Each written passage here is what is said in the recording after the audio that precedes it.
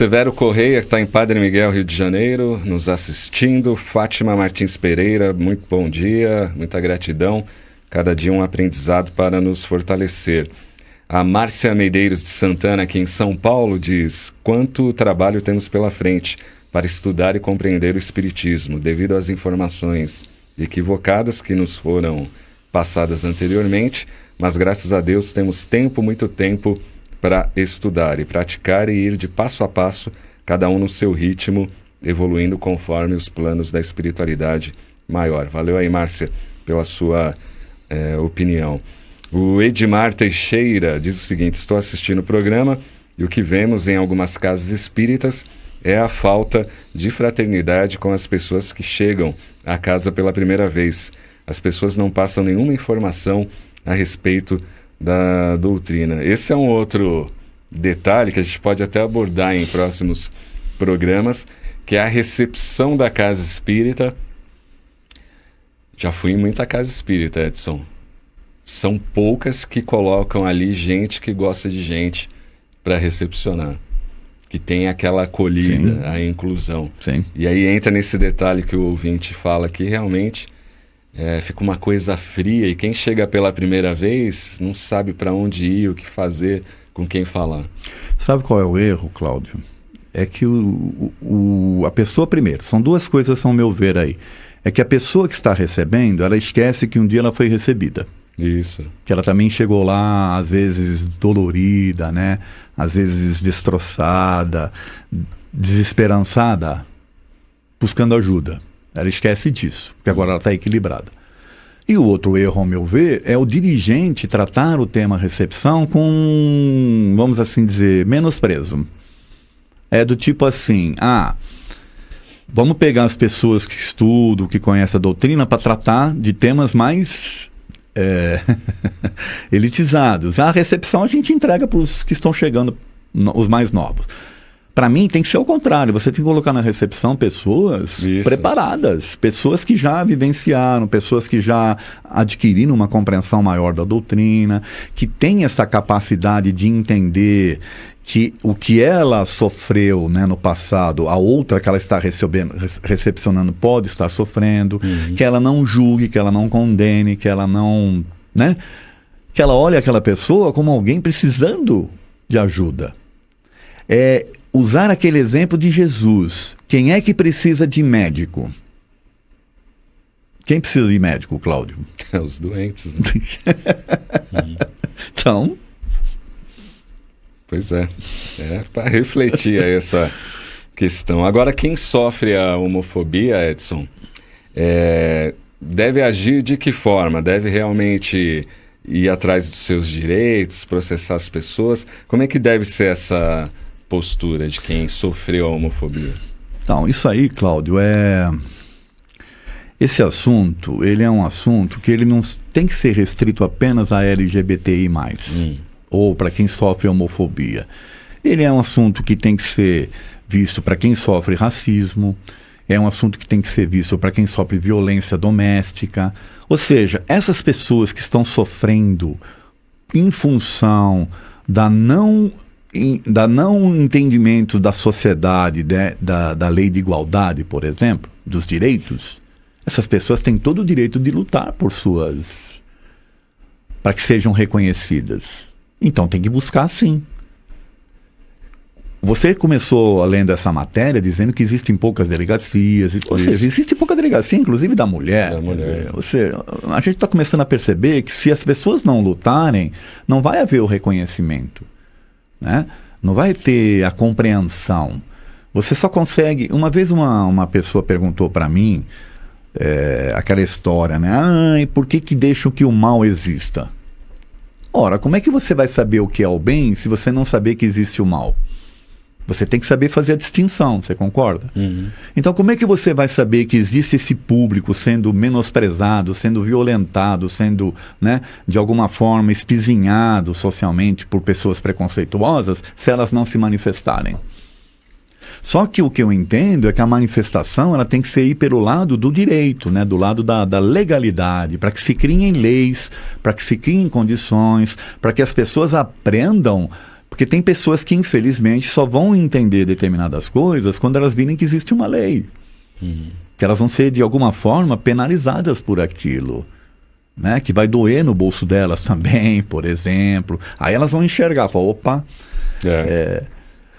Infelizmente, a gente vive num mundo em que as pessoas, elas não pensam, né? Elas não raciocinam, elas são levadas pelo... São massa de manobra, uma série de coisas. Aí o que acontece? Você é obrigado, socialmente falando, a estatuir leis que protejam as próprias pessoas. Então, a lei do cinto de segurança, por exemplo. Você é obrigado a estatuir uma lei de proibir as pessoas de fumarem em locais públicos.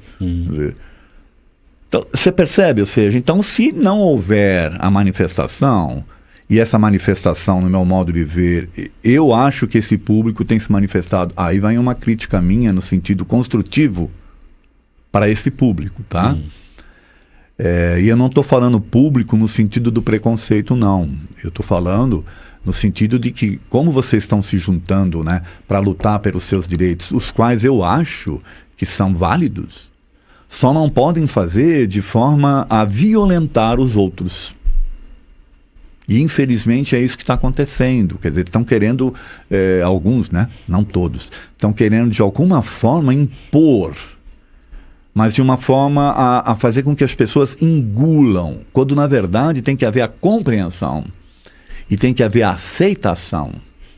Porque aí você trata na passividade, entende? Você trata de forma fraterna, você trata de forma pacífica, né? Essas questões. Com diálogo, né? Com diálogo sincero, com diálogo de aprendizado. E não de imposições de ideias, né? Que aí é a grande questão que a gente também está discutindo. Por que as pessoas implicam tanto com a questão LGBTI+, e a grande maioria que implica são os religiosos? Porque seguem esses padrões que eu falei, que estão... Tá escrito, então tem que seguir, entendeu? Acho que foi o Juliano que trouxe o texto lá da Bíblia, foi ele? Foi a pergunta. Quer dizer, pega aquele texto ali e você trata... Mas até com relação, eu usei aqui o exemplo, né, de que o Moisés colocou lá no Deuteronômio, a não falar com os espíritos, né, dos mortos, também age com preconceito.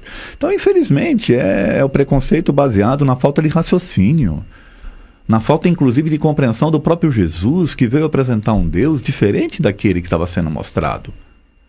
As pessoas não param para pensar, elas seguem padrões. Então, não param para pensar, inclusive, no próprio exemplo de Jesus, quer dizer... Jesus agiu com amor. Ele veio falar de amor, de um pai amoroso, de um pai que aceita todo mundo, um pai que, né, é de todos e não de alguns privilegiados. Só que essas pessoas, elas se acham privilegiadas.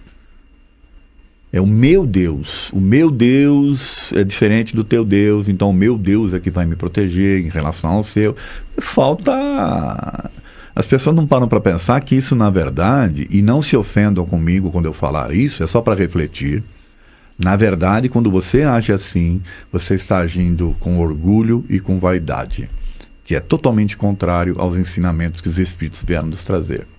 Vamos para o WhatsApp aqui, Edson. Bom dia, amigos. Leon Denis, no livro O Problema do Ser, do Destino e da Dor, diz que o espírito nascendo como homem, ora como mulher, pode vir um homossexual.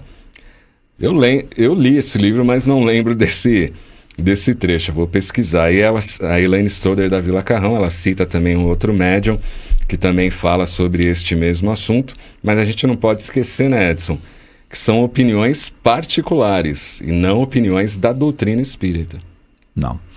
O que precisa entender é o seguinte: na época do Kardec, o homossexualismo não era divulgado, não existia um preconceito em relação a isso. Como eu já falei aqui, existia preconceito, existia escravatura, existia preconceito contra a mulher, né, os direitos da mulher. Então o homossexualismo não era tratado.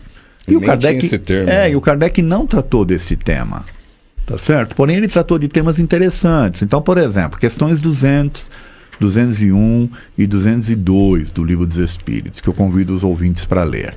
A 200 é se os espíritos têm sexo. Aí ele responde que não, que o sexo como nós o entendemos, é uma condição humana, mas que existe amor, né, e afetividade entre eles, tá certo? Então é um outro nível de entendimento. Sim. A partir dessa resposta, você começa a compreender que existe duas coisas a serem pensadas. Uma é a afetividade espiritual que existe entre as pessoas, tá certo? Que é entre os espíritos.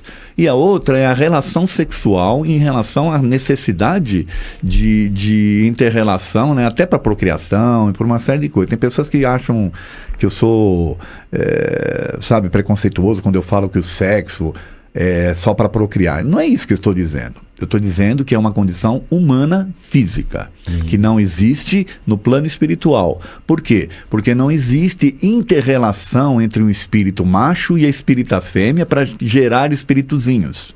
Isso que precisa ficar claro. O sexo é no organismo físico. Físico, que leva emoções para o espírito.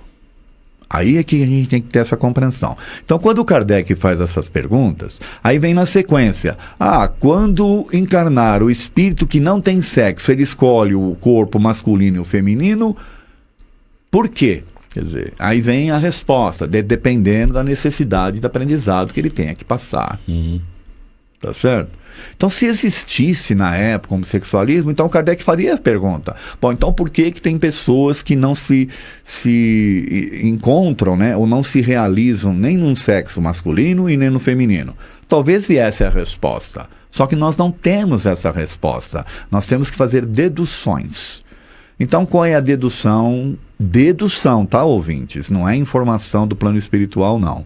A dedução é a seguinte: ora, se o espírito encarna como homem e como mulher, ele tem essa condição de estar habitando corpos diferentes, né? Ele adquire essa capacidade espiritual, né, de dualidade no sexo físico, na condição física, e não no plano espiritual. Ele, como espírito, tem essa capacidade, porque ele está experienciando, ele fez experiências. Agora, se você pega um espírito que ainda não teve essa capacidade, aí nós estamos fazendo dedução também. Ele não teve essa capacidade ainda, por quê? Porque ele só aprendeu ali as emoções do sexo masculino. Se ele vem numa nova experiência no sexo feminino, ele vai ter uma certa dificuldade de adaptação, de entendimento, de aceitação e por aí afora. Aí você vai falar, não, então é um castigo? Não, pode ser uma missão. Pode ser um desenvolvimento dele, pode ser uma, achar que é castigo, não é, é uma prova para o que ele está querendo passar, ele, mas não como prova no sentido de que, tem que pagar, não, é prova no sentido de, vou superar, vou aprender, vou me desenvolver. É o espírito que pede, né? Não que alguém imponha a ele. Então, aquele espírito, acho que é o que ela deve ter interpretado aí do livro O Destino e o Ser, né? Que é do Leon Denis. Do Leon Denis, é que o espírito que já vivenciou essas experiências, ele tem essa capacidade de estar numa na outra sem maiores dificuldades. É mais ou menos isso.